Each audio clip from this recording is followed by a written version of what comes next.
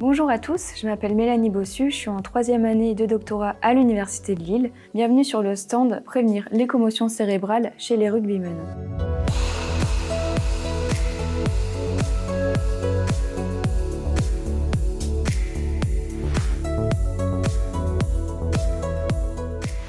À la question « Qu'est-ce qu'une commotion cérébrale ?», on répond généralement que c'est un choc ou un traumatisme crânien. En réalité, c'est pas tout à fait vrai. La commotion cérébrale, c'est le mouvement du cerveau dans sa boîte crânienne. Je vais vous montrer un exemple. Ici, vous voyez le cerveau qui est compris donc, dans un liquide céphalorachidien dans sa boîte crânienne qui est en fait sa protection naturelle. Lorsque le rugbyman va rencontrer un autre joueur et qu'il va y avoir un choc, vous voyez la collision du cerveau avec sa boîte crânienne va former le déplacement du cerveau et c'est ça la commotion cérébrale. Généralement, une commotion cérébrale se caractérise par un trouble de l'équilibre, un regard vide ou alors une mauvaise coordination des mouvements.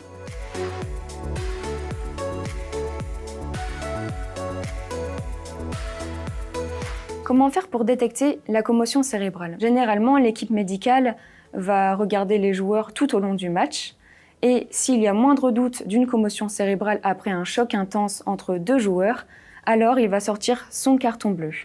C'est signe que le joueur doit sortir définitivement du jeu et se mettre au repos pendant au moins 10 jours. Chez les joueurs professionnels, c'est un peu différent.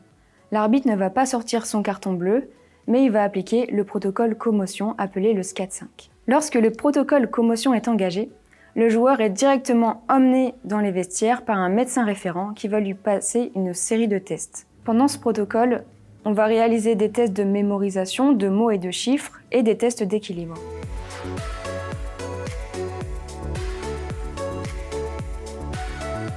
Dans 80% des cas, la commotion cérébrale se résorbe d'elle-même. Mais dans 20% des cas, si les symptômes persistent, le joueur doit passer d'autres tests complémentaires comme des examens médicaux, les IRM, ou des tests neuropsychologiques ou neurologiques. Pour détecter les commotions cérébrales, on a développé 2 types de tests.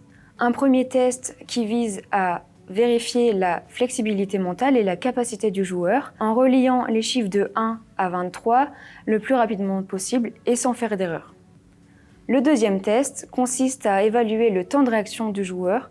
Donc dans ce cas-là, on a un jeu de cartes face cachée avec un buzzer et il faut appuyer sur le buzzer le plus rapidement possible dès que la carte se retourne.